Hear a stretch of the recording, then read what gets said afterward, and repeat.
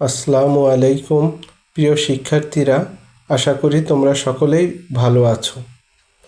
তো শিক্ষার্থীরা, আমরা গত পর্বে নবম দশম শ্রেণীর গণিতের বীজগাণিতিক রাশি অনুশীলনী 3.1-এর সূত্রের সাহায্যে বর্গ নির্ণয় করো এর 1 থেকে জ পর্যন্ত সকল প্রশ্নের সমাধান করেছি। আজকে আমরা 2-এ টোটাল 4টি প্রশ্ন রয়েছে, ক, খ, গ, ঘ, যেখানে বলা হয়েছে সরল করতে, সেই 4টি প্রশ্নের সমাধান করার চেষ্টা করব। তো এখন আমরা শুরু করি সমাধান করা। তবে সরল করার পূর্বে তোমাদের যেই বিষয়টি মাথায় রাখতে হবে সেটি হচ্ছে, তুমি সরলের ক্ষেত্রে 2 ধরনের পদ দেখতে পাবা। এটা হচ্ছে তোমার সরল করার সবচেয়ে সহজ কৌশল। কি বললাম আমি? তুমি সরল করার সময় 2 ধরনের পদ দেখতে পাবা। তো এই 2 ধরনের পদকে তুমি 2টা রাশি হিসেবে ধরে নিবা।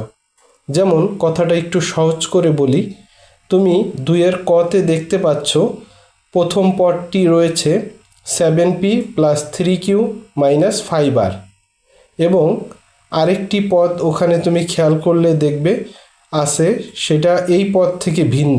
সেটি কোনটি? একটু দূরেই রয়েছে। তুমি দেখো 2 × 7p + 3q - 5r এর পাশে সেই পদটি হচ্ছে 8p - 4q - 5r। তাহলে এখানে এই সরল অঙ্কটাতে আমি 2 ধরনের পদ পেলাম। প্রথম পদ হচ্ছে 7p + 3q - 5r, এবং দ্বিতীয় পদটি হচ্ছে 8p - 4q - 5r। তাহলে এই 2টি পদকে আমি 2টি রাশি হিসেবে ধরে নিব। এটাই হচ্ছে সরল করার সবচেয়ে উপযুক্ত কৌশল। তাই লিখে নিই, ধরি 7p + 3q - 5r = x, এবং আরেকটি রাশি হচ্ছে 8p - 4q - 5r = y। এখন প্রশ্ন হতে পারে যে তুমি যে ধরে নিয়েছো xy, তাহলে কি শুধু xy ধরতে পারবে? না, যেহেতু এই প্রশ্নে pqr রয়েছে, তাই pqr বাদে অন্য যে কোনো অ্যালফাবেট অর্থাৎ ইংরেজি বর্ণমালা ধরতে পারবে। তুমি ab ধরতে পারো, তুমি একটা m আর একটা n ধরতে পারো, এই রকম আর কি। তাহলে যেহেতু ধরে নিলাম প্রথম পদ হচ্ছে x এবং দ্বিতীয় পদটা হচ্ছে y, তাহলে এখন লিখবা, সুতরাং প্রদত্ত রাশিমালা। কেন আমরা প্রদত্ত রাশিমালা লিখলাম? প্রদত্ত মানে যেটা দেওয়া আছে, অর্থাৎ প্রশ্নটি, সেই রাশিমালা। রাশিমালা হচ্ছে রাশি শব্দের বহুবচন। দেখো তুমি এখানে একাধিক রাশি রয়েছে, তাই এটা হবে রাশিমালা। তাহলে প্রদত্ত রাশিমালাটা কি দাঁড়ায়? যেটা ছিল 7p + 3q - 5r, সেটা ধরেছ x। তাহলে এইটা হোল স্কোয়ার না লিখে আমরা এটার পরিবর্তে কি লিখব? x²। মাইনাসের মাইনাস দিবা, তারপরে 2 আছে, 2 এর পাশে তুমি দেখো আবারও 7p + 3q - 5r, সেটা সমান কি ধরেছি আমরা? x, তাই ওটার পরিবর্তে লিখবা x। এবং পাশে যেই পদ রয়েছে সেটা সমান সমান আমরা কি ধরেছিলাম? y লিখলাম, তারপরে প্লাসের প্লাস, তারপরে এই পদ সমান ধরেছিলাম আমরা হচ্ছে y, তাই ওইটা সমান y লিখবো, আর স্কোয়ারের স্কোয়ার। ওকে, তো এখন খেয়াল করো, এটা কিন্তু বীজগণিতের একটি সুপরিচিত সূত্রের সাথে মিলে যাচ্ছে। সেটি হচ্ছে a² - 2ab + b²। ওকে, তাহলে x হচ্ছে a এবং y হচ্ছে b। a² - 2ab + b²। তো এটার মানে কি? তোমরা জানো এটার মানে হচ্ছে a - b হোল²। তাহলে এখানে a হচ্ছে x আর b হচ্ছে y। তাহলে a - b হোল² বলতে x - y হোল²। এখন দেখো, এই অঙ্কে কিন্তু xy ছিল না। আমরা সরল করার সুবিধার্থে x, প্রথম পদকে x এবং তার ভিন্ন আরেকটা পদকে ওয়াই ধরে নিয়েছি। তাই আমরা এখানে এক্স এবং ওয়াই এর জায়গায় এই এক্সের যে পদ ধরে নিয়েছি সেটা বসাবো এবং ওয়াইয়ের পরিবর্তে যেই পদটা ধরেছিলাম, যেই পদের পরিবর্তে ওয়াই ধরেছিলাম সেটা বসাবো। অর্থাৎ এক্স মানে হচ্ছে 7p + 3q - 5r।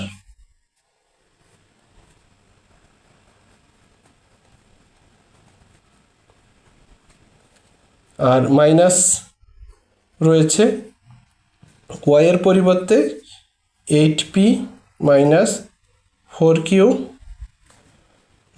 5r। দুটোকে দুইটা ব্র্যাকেট দিলাম। দেখো তারপরে যেহেতু হোল স্কোয়ার ছিল আমরা ফার্স্ট ব্র্যাকেট ব্যবহার করে ফেলেছি, তাই এখন আমরা কি দিতে পারি, একটা সেকেন্ড ব্র্যাকেট দিতে পারি।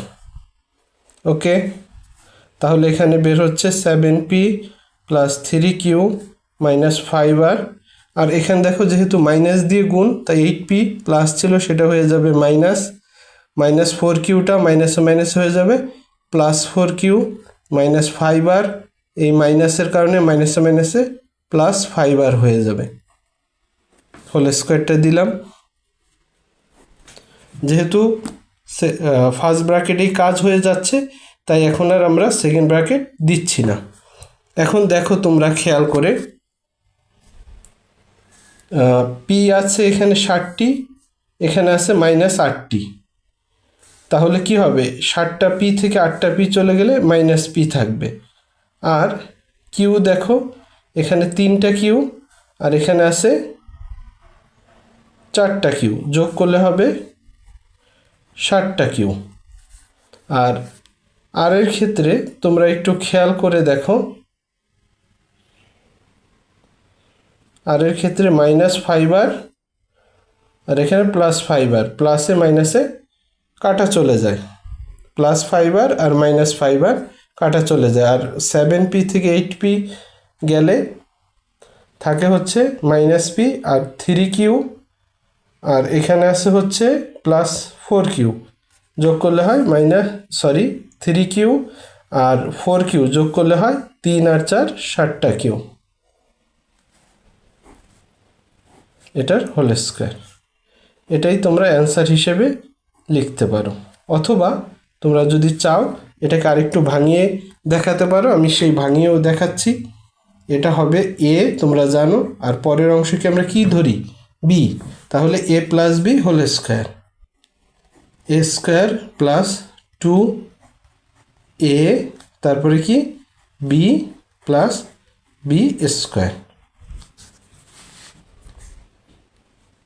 তাহলে p² তোমরা জানো -a² করলে প্লাস হয়ে যায়, সামনে প্লাস দেওয়া লাগে না।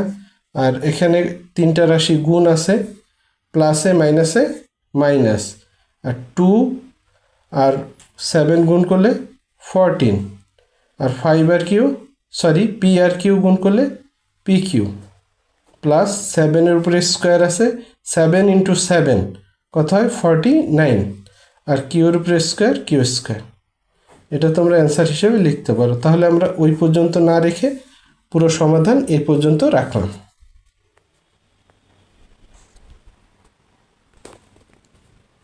প্রিয় শিক্ষার্থীরা, এখন আমরা 2-এর খ নাম্বার করার চেষ্টা করব। দেখো খ নাম্বারে কিছু পদযুক্ত এক রাশি দেওয়া আছে, সেটাকে সরল করতে বলা হয়েছে। তো এখন আমরা শুরু করি গত অঙ্কের মতো। এখানেও দেখো দুইটি ভিন্ন পদ রয়েছে, এটি একটি পদ এবং আরেকটি পদ হচ্ছে এটি।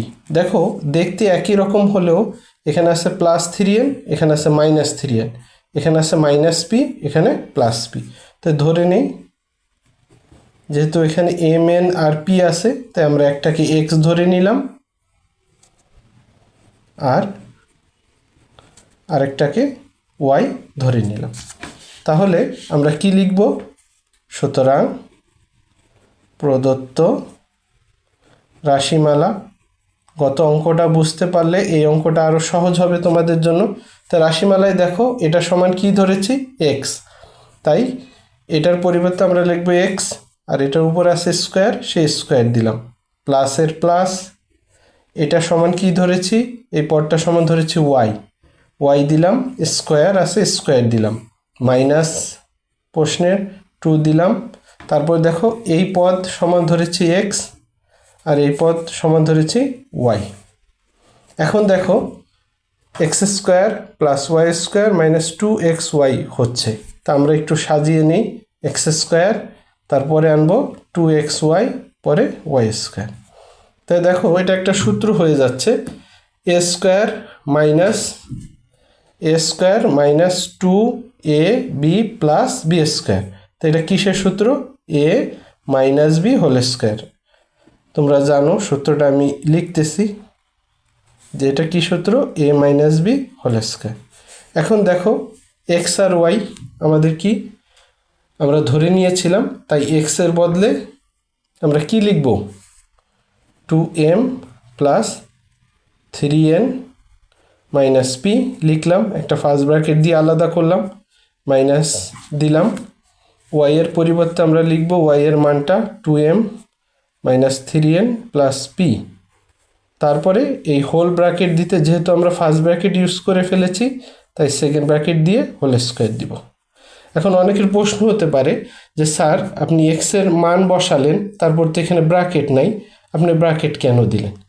তোমরা মনে রাখবা যদি দুইটা রাশির মাঝখানে মাইনাস থাকে তাহলে যাতে ভুল না হয় সেজন্য প্রথম রাশি লেখার পর একটা ফার্স্ট ব্র্যাকেট, দ্বিতীয় রাশি লেখার পর একটা ফার্স্ট ব্র্যাকেট এবং মাঝখানে মাইনাস চিহ্নটা দিবা। যদি এখানে মাইনাস না থেকে প্লাস থাকতো তাহলে আমরা এই ব্র্যাকেটটা দিতাম না। ওকে, তো এখন আমরা কাজ করি, 2m plus 3n minus P. এখন মাইনাস দিয়ে 2কে গুণ করলে মাইনাস 2m, তারপর মাইনাসে মাইনাসে কত হয় প্লাস 3n, আর মাইনাসে প্লাসে মাইনাস কত হয় পি স্কোয়ারটা দিয়ে দিলাম। যেহেতু এখন ফার্স্ট ব্র্যাকেট কাজ হয়ে যাচ্ছে তাই আর সেকেন্ড ব্র্যাকেট দিলাম না। এই দেখো এখন প্লাস 2m আর মাইনাস 2m কাটা যাচ্ছে, আর 3n আর 3n যোগ করে হচ্ছে 6n, আর মাইনাস পি আর minus P minus 2p whole square. তুমি এখানে উত্তর রাখতে পারো অথবা এটাকে ভাঙিয়েও লিখতে পারো। কিভাবে ভাঙায়? প্রথমটাকে এ ধরে পরেরটাকে বি ধরে, সূত্র হয় A minus B whole square. তো সূত্রটা কি আমরা জানি, A square minus 2a B plus B square, তার 6 স্কোয়ার করলে 36 n স্কোয়ার, আর 6 দুগুণে 12, 12 দুগুণে 24 পি, আর 2 স্কোয়ার করলে তোমরা জানো 2 × 2 4, আর পি স্কোয়ার করলে পি স্কোয়ার। এটাই উত্তর। প্রিয় শিক্ষার্থীরা, আমরা 2-এর গ নাম্বার সরল এখন চালু করব সমাধান করা। গতে তোমরা দেখতে পাচ্ছ কয়েকটি পদ রয়েছে, এই পদগুলো দেওয়া আছে সংখ্যাতে। প্রথম পদ আছে 6.35 এবং এর ব্যতিক্রম যেই পদটা আছে আমি দেখাচ্ছি, প্রথমটা 6.35, এর থেকে আলাদা পদটা হচ্ছে 3.65। তাহলে আমরা কি করি, প্রথম 6.35কে ধরে নিব এ এবং 3.65কে ধরে নিব বি। তোমরা এ বির পরিবর্তে যেহেতু এখানে কোনো রাশি নাই, এক্স ওয়াইও ধরতে পারো, এম এনও ধরতে পারো, একটাকে পি আর একটাকে কিউও ধরতে পারো। তাহলে আমরা ধরি 6.35 ইকুয়াল টু এ এবং 3.65 ইকুয়াল টু বি। সুতরাং প্রদত্ত রাশিমালা, একটু খেয়াল করো, তাহলে এই রাশিটা কি ধরেছিলাম এ, তার পরেরটাও সেম এ, তারপর 2 এ 2 বসালাম গুণ, তাহলে 6.35 সেটা সমান বসিয়েছিলাম এ, আর 3.65 সেটা সমান বসিয়েছি বা ধরেছি বি, বসালাম 3.65 মানে বি, আবার বসালাম, আবার 3.65 মানে বি, সেম বসালাম। মানে আমরা দেখে দেখে বসালাম, যেটা সমান এ ধরেছি সেটার পরিবর্তে এ, যেটা সমান বি ধরেছি সেটার পরিবর্তে বি বসালাম। এখন দেখো তোমরা জানো এ গুণ এ কত হয়, এ স্কোয়ার প্লাস 2ab গুণফল করলাম বি গুণ বি, বি স্কোয়ার। তাহলে তোমরা দেখতে পাচ্ছ এটা একটা বীজগাণিতিক সূত্রে পরিণত হয়েছে, A square plus 2ab plus B square. তোমরা জানো এটা হচ্ছে এ প্লাস বি হোল স্কোয়ারের সূত্র।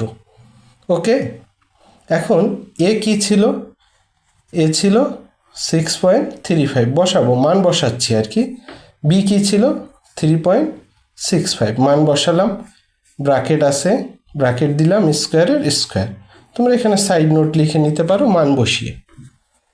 এখন 6.35 আর 3.65 যোগ আছে, তোমরা যদি ক্যালকুলেটরে যোগ করো দেখবা যোগফল আসবে 10, যোগফল আসবে 10। যোগফলটা বের করলাম। এখন 10 হোল স্কোয়ার মানে কি, 10 হোল স্কোয়ার মানে আমরা জানি 10 ইন্টু 10, তার মানে কত, 100 বা 100, এটাই অ্যান্সার। ওকে প্রিয় শিক্ষার্থীরা, এখন আমরা সরলের সর্বশেষ অঙ্কটিতে চলে এসেছি। এই অঙ্কটিও দেখো পদগুলো হচ্ছে সংখ্যায় দেওয়া। প্রথম পদ হচ্ছে 2345 এবং এর ব্যতিক্রম আরেকটা পদ আছে, সেটা হচ্ছে 759। তাহলে এই পদটাকে আমরা ধরে নিব এ আর এই পদটাকে ধরে নিব বি। চলো শুরু করি।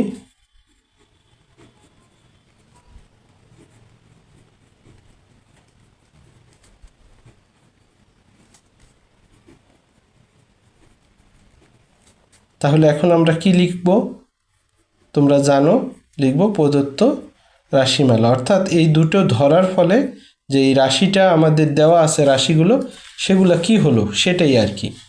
তো দেখো প্রদত্ত রাশিমালার শুরুতে এটা একটা ভগ্নাংশ, একটা ভাগের টানটা আমরা দিয়ে নিলাম। এই যে 2 3 4 5 এটা সমান ধরেছি এ, বসাবো এ গুণ তার পাশে 2 3 4 5 এটাও এ ধরা, সেম 759 এই দুইটা আমরা কি ধরেছি, বি ধরেছি, তাই কি হবে বি গুণ বি। আর ভগ্নাংশটার উপরের অংশ অর্থাৎ লবের অংশ করা হলো, হরে খেয়াল করো 2 3 4 5 আছে মানে 2345 এটা ধরেছি এ, আর মাইনাস 759 এটা ধরেছি বি। তো এখন আমরা কাজ করি, উপরে এ গুণ এ হয় এ স্কোয়ার মাইনাস বি গুণ বি, বি স্কোয়ার, আর নিচে আছে এ মাইনাস বি। এখন একটু খেয়াল করে দেখো উপরের ভগ্নাংশটার উপরে যে রাশিটি রয়েছে সেটি হচ্ছে এ স্কোয়ার মাইনাস বি স্কোয়ার। তোমরা ইতিমধ্যেই জানো এ স্কোয়ার মাইনাস বি স্কোয়ারের ফর্মুলা হচ্ছে এ প্লাস বি ইন্টু এ মাইনাস বি, আর নিচে যে এ মাইনাস বি সেটা আমরা লিখলাম।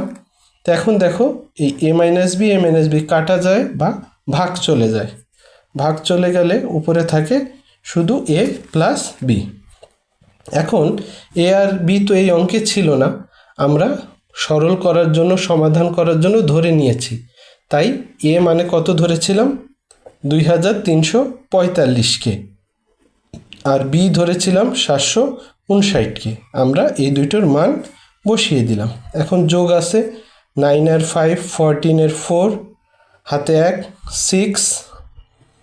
6 আর 4 10 মানে 10-এর 0 হাতে থাকে 1, 7 আর 1 8 8 and 3 11 হলে হাতে থাকে 1 1 আর 2 3। তোমাদের এত কষ্ট করতে হবে না, জাস্ট ক্যালকুলেটরে 2345 এবং 759 যোগ করে দিলেই তোমরা 3104 উত্তরটি পেয়ে যাবে। তো প্রিয় বন্ধুরা, এই ছিল 2-এর সরল অঙ্কের সমাধান। আমি আমার এই ভিডিওতে চেষ্টা করেছি সরল অঙ্কের সহজ করে সমাধান দিতে। তারপরও যদি তোমাদের কোনো পরামর্শ থাকে, কোনো মন্তব্য থাকে, কমেন্ট বক্সে কমেন্ট করে আমাকে জানাবে। ধন্যবাদ সকলকে।